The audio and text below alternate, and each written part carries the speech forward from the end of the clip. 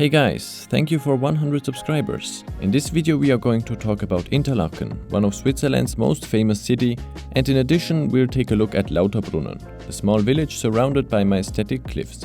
So let us first begin with Interlaken, which is a tourist hotspot located in central Switzerland, more precisely in the canton of Bern, meaning that it belongs to the German part of Switzerland. People here speak the Bernese dialect of Swiss German. Interlaken is situated right between the Lake Thun and the Brienzer Lake. Furthermore, it is in very close distance to the Bernese Alps. The city itself holds just 5,600 people, and Interlaken's metropolitan area, you can't even call it like that, has a total population of about 23,000. That's surprisingly low, especially if you consider that in 2015, Interlaken had a total of 710,116 overnight stays, of which 82.2% were international visitors. Almost 90% of the people living in Interlaken make a living in the service industry, that itself is mostly built on international tourism. And it's no coincidence that so many international tourists visit Interlaken, because the city and its neighboring communities have a lot to offer. Let us first take a look at what these things are. One of the most popular activity to do is to take a train departing from Interlaken and heading to Europe's highest train station at 3,454 meters above sea level. Up there, you can enjoy a breathtaking view overlooking the Alps and even the Aletsch glacier. It really is a once-in-a-lifetime experience, especially if you consider that you even up there can keep yourself busy for several hours. There are restaurants, an ice palace, you can do skiing, sledding, you can also visit the Lindt Swiss chocolate heaven, and you can take the elevator to the Sphinx Observatory for an eye-popping 360-degree indoor and outdoor view. It really is one of the best things to do in Interlaken. However, it's quite pricey. For international tourists, this tour comes at about 234 Swiss francs. Just a few kilometers from Interlaken is the lovely village of Wilderswil, from where you can take a train to the Schienige Platte Alpine Garden, which is specialized in researching into high-altitude flora of Switzerland and hosts over 600 species of plants native to the Swiss Alps. If you are lucky, you can even find the famous Swiss Edelweiss flower. It really is fascinating to walk through this garden, exploring all different kinds of native plants, and all this at an altitude of 2,000 meters above sea level. But let us first take a closer look at Interlaken, before moving on to Lauterbrunnen, a real natural spectacle. Even though Interlaken is highly dependent on tourism, some locals say that there are simply too many people visiting it. Because of the crowded city and foreign visitors driving rental cars, the likelihood of getting stuck in a car accident is much higher than in the rest of Switzerland. Also, some locals say that cultural differences and misunderstandings sometimes lead to conflicts. This discussion gets a whole new dimension if you consider that many famous hotels in Interlaken are getting bought up by foreign investors. One example is one of Interlaken's oldest hotels called Krebs, that was built in 1875. It was sold to a South Korean businesswoman, whereas an Indian businessman bought Hotel du Nord. You might be wondering why Swiss investors don't seem to be interested in buying these hotels. The answer is that most of these Swiss investors are not willing to take the risk of buying hotels, and moreover, they lack of equity. But not all locals have this opinion. A shop owner I spoke to in Interlaken said that he is fully satisfied and thankful that Interlaken is blessed with all these tourists. Even people coming from countries that are in conflict, for instance people from Arab countries and Israelis, are spending time peacefully together since they share the same common goal,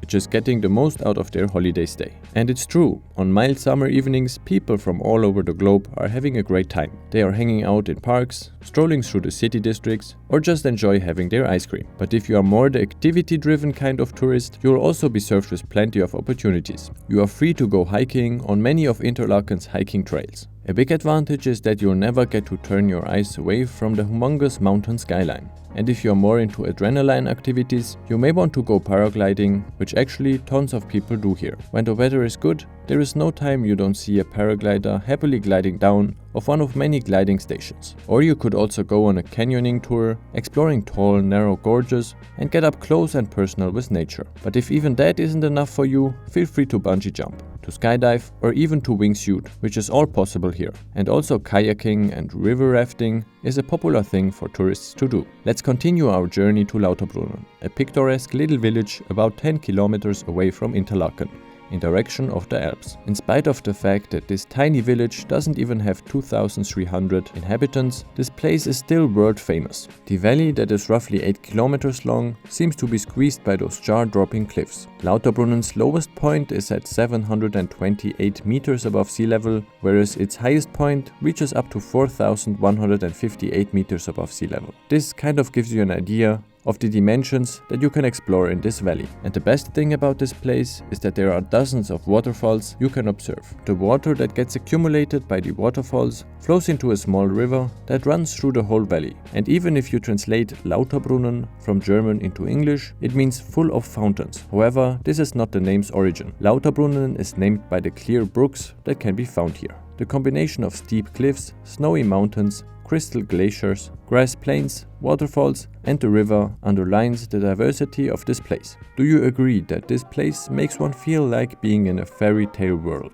You can go for a walk, rent a bike or even set up a small fire and prepare a meal. There even are some farmers selling their local products like honey, cheese and sausages to tourists. This is a great deal since the customer gets fresh and locally made products while the farmer makes a bit more profit than selling them to grocery stores. But how did nature build this place? Why are those cliffs that have a height of hundreds of meters suddenly divided by a valley? Let us first take a quick look into how the Alps were formed. About 325 million years ago, there was just one humongous continent. But when it broke apart, an ocean between Europe and Africa was formed. When the African continent started to get closer to the European one, the ocean's ground mass got pressed together, where material with a low density created large mountains and heavy material was pushed downwards. That's why even today, remainings of animals that lived in oceans millions of years ago can be found in the Swiss Alps. And if weather and rain hadn't eroded the Alps, they would today reach a height of more than 12,000 meters.